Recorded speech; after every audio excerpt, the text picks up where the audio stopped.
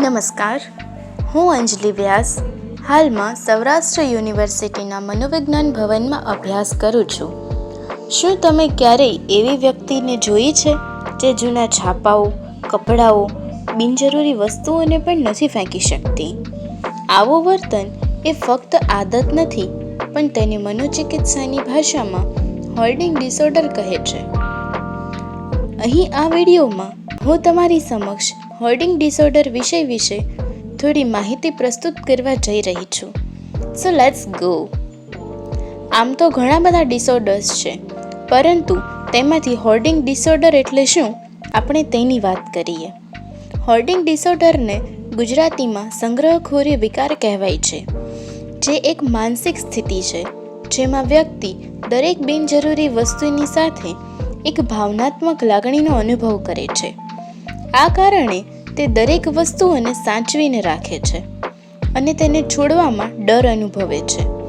આ બિનજરૂરી વસ્તુઓ છાપા, કપડાં, રમકડાં, વાસણ, ચપ્પલ કાંઈ પણ હોઈ શકે છે.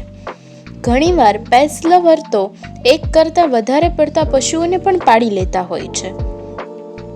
હોર્ડિંગ ડિસઓર્ડરના લક્ષણોની જો વાત કરીએ તો તેમાં વસ્તુઓનો અતિશય સંગ્રહ એ સૌથી મુખ્ય લક્ષણ છે. આ વસ્તુઓ ભેગી કરવાની ટેવ એ શોખ નથી, પરંતુ એક ડિસઓર્ડર છે. કારણ કે શોખમાં કલેક્શન હોય છે અને એમાં વસ્તુઓની જાળવણી, તેની દેખભાળ અને તેની સ્વચ્છતાનું ધ્યાન રાખવામાં આવે છે. પરંતુ આ ડિસઓર્ડરમાં વ્યક્તિ સંગ્રહિત વસ્તુઓની સ્વચ્છતાનું ધ્યાન નથી રાખતો, જેના પરિણામે તેની રહેવાની જગ્યા પર ખૂબ જ ગંદકી થઈ જાય છે. તેને દૈનિક કાર્ય કરવામાં પણ મુશ્કેલી અનુભવાય છે. રસોઈમાં જવું હોય કે બાથરૂમ સુધી જવું હોય તો ત્યાં સુધી ચાલવાની જગ્યા પણ નથી રહેતી. તેના આરોગ્ય પર પણ ખરાબ અસર પહોંચે છે. પરિવારના સભ્યો સાથે એક તણાવભર્યું વાતાવરણ સર્જાઈ જાય છે, જેથી તે પોતે પણ એકલતાનો અનુભવ કરવા લાગે છે. આ ડિસઓર્ડરના કારણોની ચર્ચા કરીએ તો તેનું કોઈ એક મુખ્ય કારણ જવાબદાર નથી.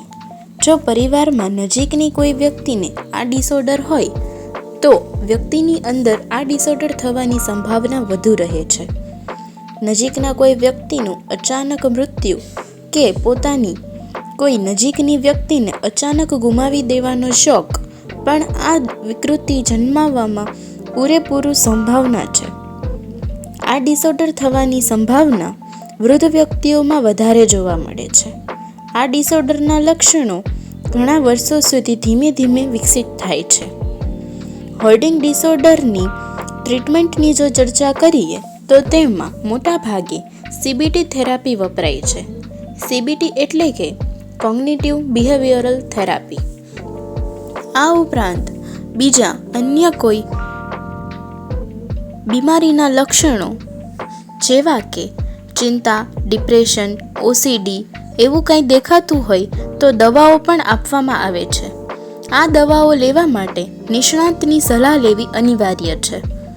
આ ડિસઓર્ડરની સારવારમાં જો સૌથી વધુ ઉપયોગી થતી બાબત હોય તો તે છે પરિવારનો સાથ, એમનો સપોર્ટ.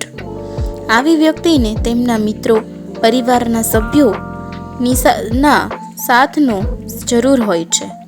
પરિવારના સભ્યોને ઝઘડા કરવાની નહીં, પરંતુ એમને પ્રેમથી સમજાવવાની જરૂર હોય છે કે આ જૂની થઈ ગયેલી, તૂટી ગયેલી વસ્તુઓને ફેંકવી જોઈએ. અને આની શરૂઆત એક નાનકડા એવા બૂટને ફેંકીને પણ કરી શકાય છે.